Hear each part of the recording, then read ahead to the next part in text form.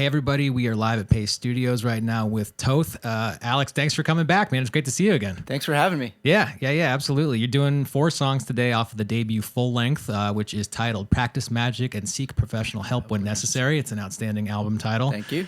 It's out on May 10th on Northern Spy Records, and we're looking forward to hearing 4 songs from it. Can you tell us what's coming up first? Yeah, the first song I'm going to play is called No Reason. And yeah, play some trumpet in it, and I'm going to do it. All right.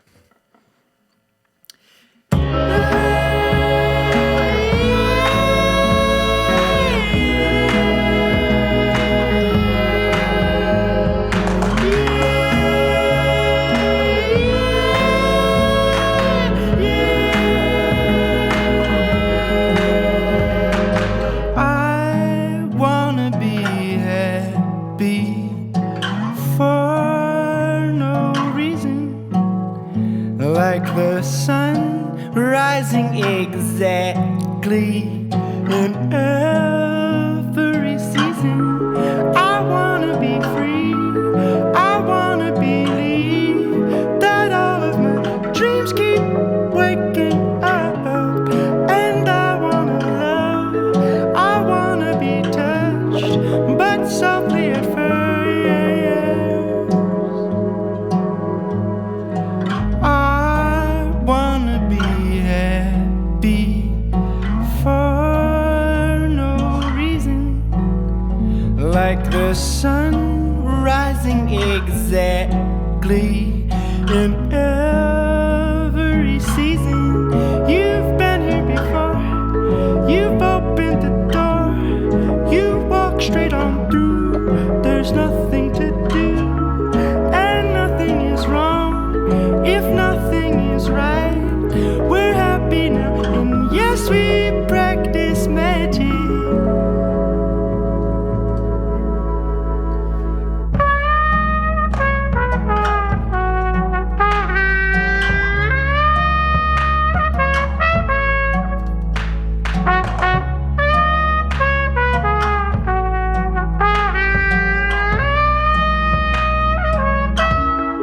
I wanna be free, I wanna believe that all of my dreams keep waking up, and I wanna love, I wanna be touched, but softly at first.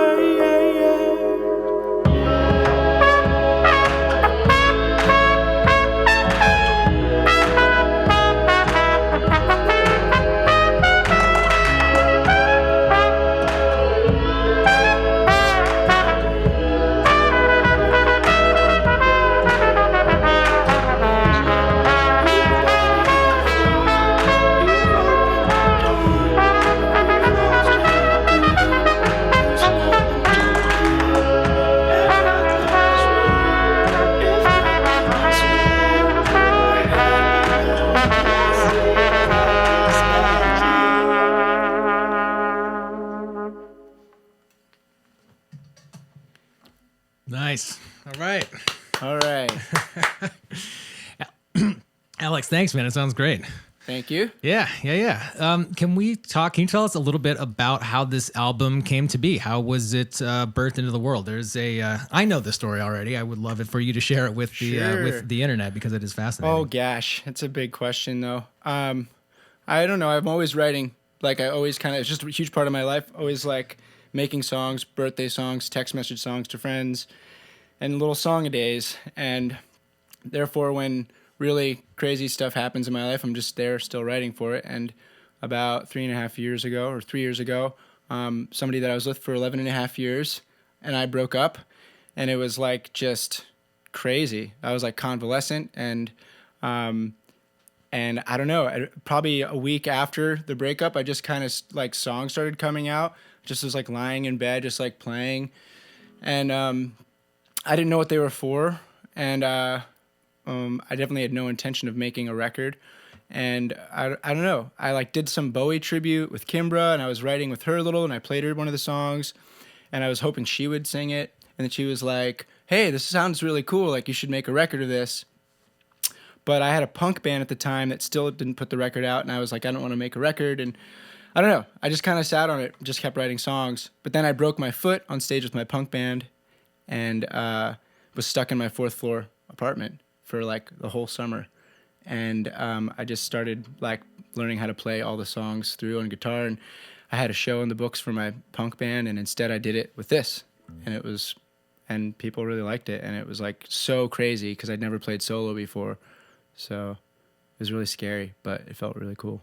I believe it, man. Well, good for you for turning a broken ankle and a breakup into something much more productive than it could otherwise have been. It could have been just a bunch of upset and broken bones, and that's totally. it. It was the 5th metatarsal, actually. And I also, like, around that time, got doored while biking before I broke my foot, had a concussion, and that's why I was so dizzy on stage with my punk band. We were opening for Margaret. But yeah, it's really trippy the way the bad things turn into good things, turn into bad things, turn into neutral things, and just got to keep going. Yeah. Yeah, well, good for you for being in the mind state to be able to take that bad thing and turn it into something. I mean, it's all, or like hard thing, yeah, sure. The way you handle it, and you handled this quite well. I'm glad that this exists or will exist in the world on May 10th. The album, again, if you're just joining us, is Practice Magic and Seek Professional Help When Necessary. And we're about to hear a 2nd, 3rd, and a 4th song off of it as well. Can you tell us what's coming up next? Yes, the song's called Copilot, and I don't know, it's a song that I wrote. All right.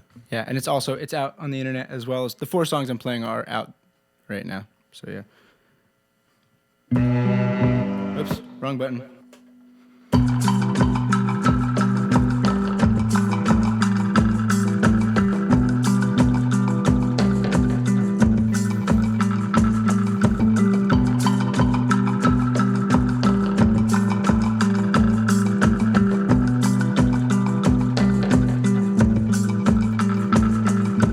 Don't I wanna let you go, I let you go.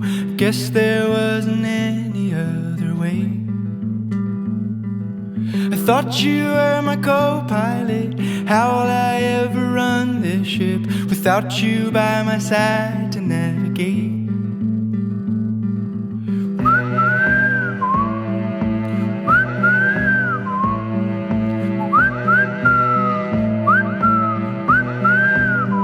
Thought you were my co-pilot, nah, nah, my co-pilot, nah, nah, nah, nah. Well, I know you were just taking me for a ride, and that's alright, it was a beautiful ride.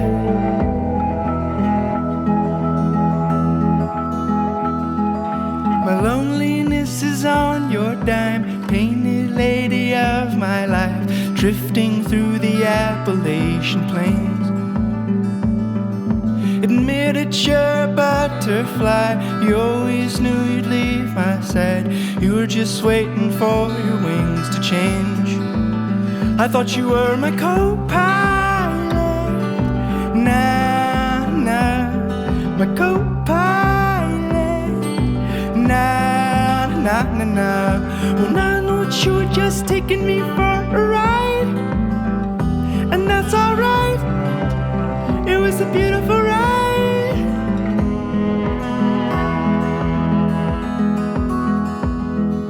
A memory of sunshine on a Massachusetts square, as I watched the idea of our child vanish in the air. I guess I was pretty clueless as you covered me with sand. Was this always your plan? I thought you were my co-pilot, nah, nah, my co-pilot, nah, nah, nah.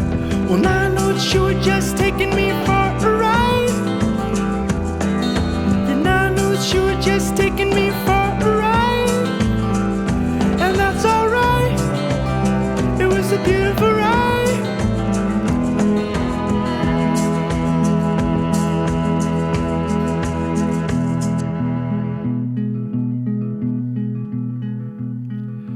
Just admit it, you're a butterfly. Just admit it, you're a butterfly. Well, you were just waiting for your wings to dry. Yeah, you were just waiting for for wings to dry. I, for wings to dry. I, for wings to dry. I, for wings to dry. I, for wings to dry.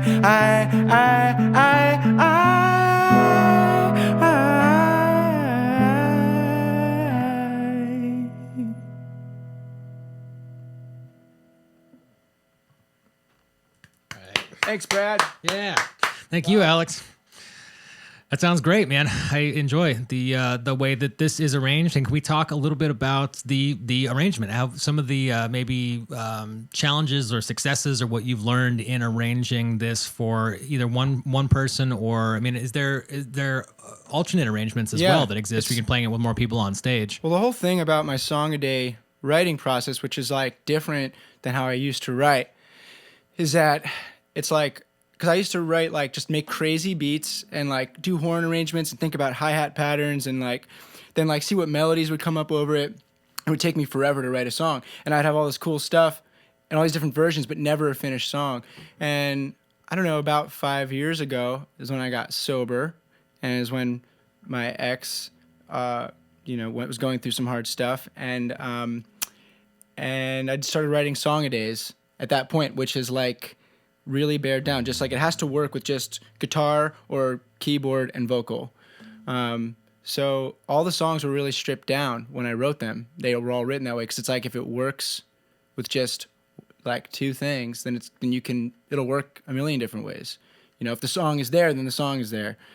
So yeah, this is super modular. Like I've done duo with cello. I've done like 4-piece, so like free jazz drums behind me, like doing this stuff. I've done trio. I've done solo that's even more sparse than this. But yeah, trying out all different sorts of things. This current thing is called an RC50. It's a loop station that my friend Hannah Epperson uses, and she told me about it. And yeah, I just wanted like a bigger sound for when I was opening for rock bands and stuff, because it was freaking me out, like when a single person would talk in the audience. And I've never dealt with that. My whole life I've been in loud bands, so it's never been a thing. But this thing is cool for that. Yeah. Nice. I would imagine that the sobriety also probably helped with that, with being able to work more regularly. I mean, I don't know how prolific you were before that, but it seems that not having that massive obstacle going on in your brain all the time would free up a lot of mental energy in order to be a lot more prolific and work on a regular basis. Yeah, I mean, I went from waking up with a beer in my hand like every other day and unfinished songs and like incoherent poetry to like my first 3 weeks of sobriety, I wrote 21 songs. I was like, whoa. It was just like, yeah, I mean, the songwriting became almost like my new addiction or something, which did get out of hand. And I don't know, that's like a work in progress, you know, just like staying centered while, doing this stuff. Good. Well, dude, good luck with it. I mean, I'm glad that that's happening for you personally in your life right now, because it's a mess and it's not happy otherwise. So good for you. Thanks, Brad. Can you tell us what's coming up next off the album? Yeah, I'm going to play a song called When I Awoke. And yeah, I don't know. I just shot a music video for this in Istanbul in January. And that was a mind-blowing experience. I definitely never thought I would be doing that. But yeah, so this is When I Awoke.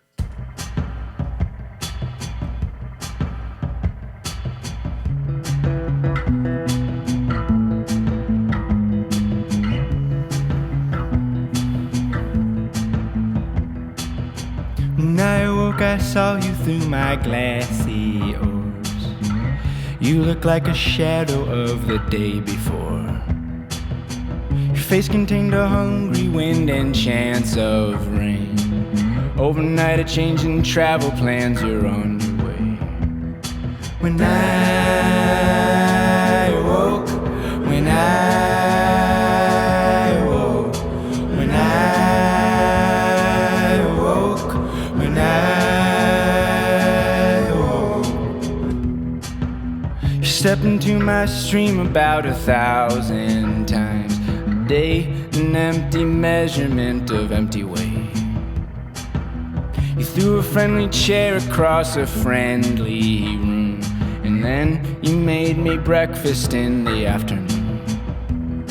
When I awoke, when I awoke, when I awoke, when I awoke.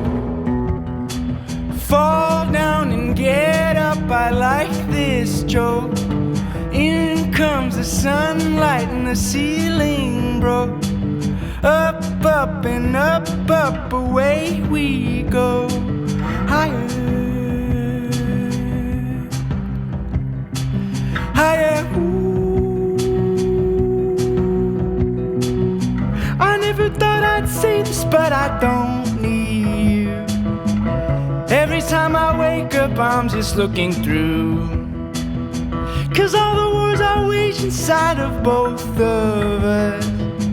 And even through these changes, you I'll always love. When I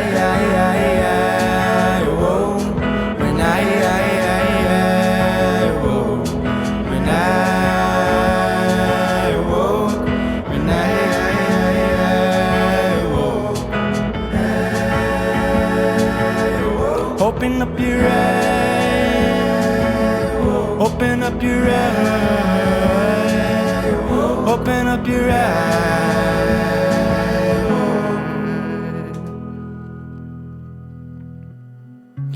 Dream I didn't know I had has come true. I don't think it's good or bad, just something to do. It's more or less hilarious, it's more or less blue. It's probably good for both of us and good for you. When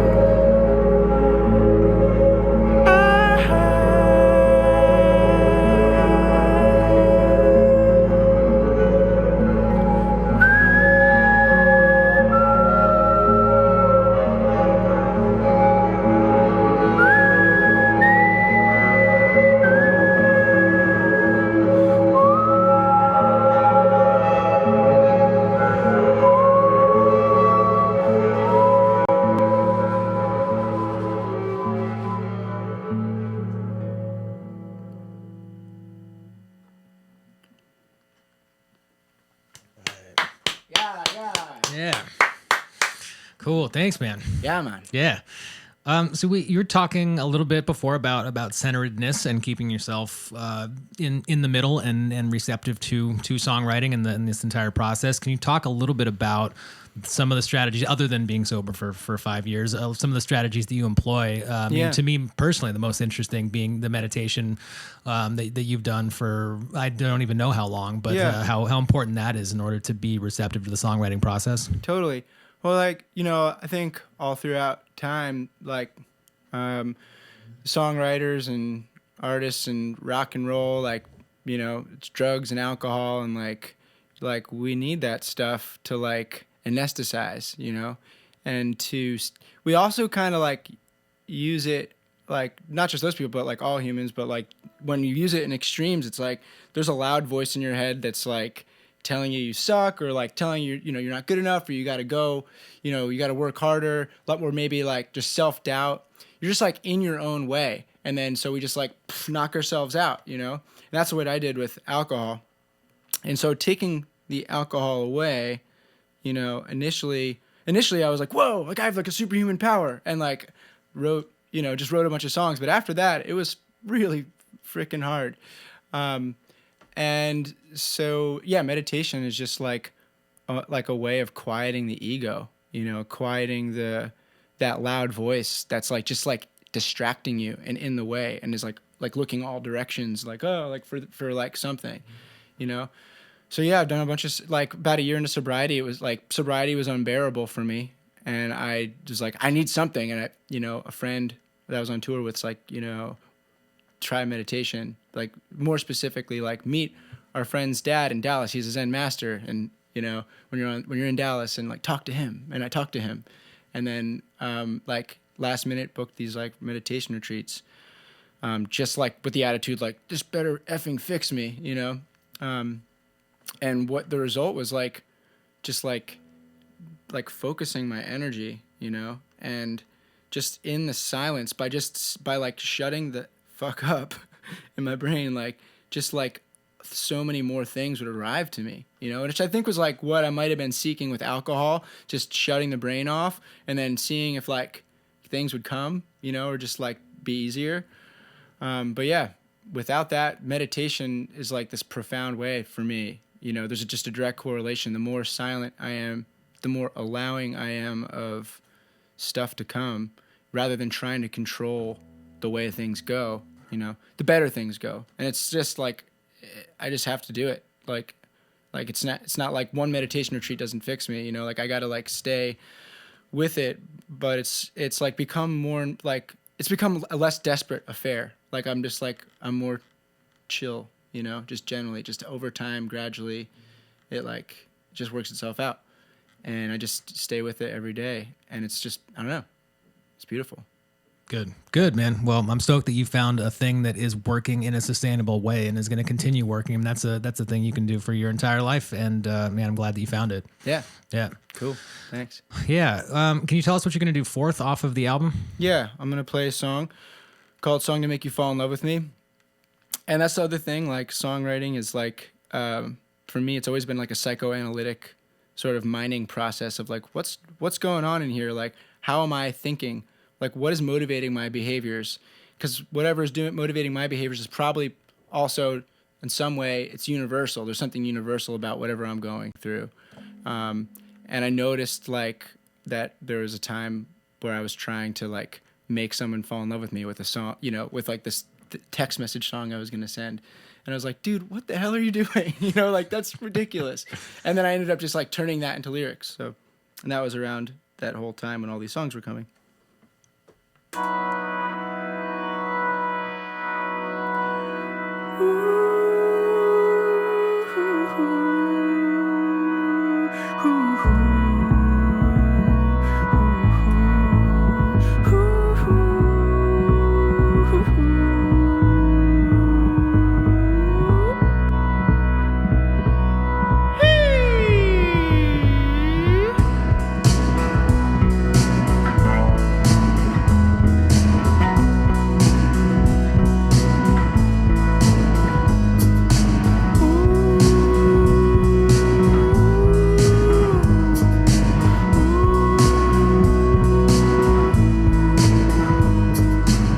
just wanna write a song that'll make you fall in love with me. Don't tell me there's something wrong with wanting everything.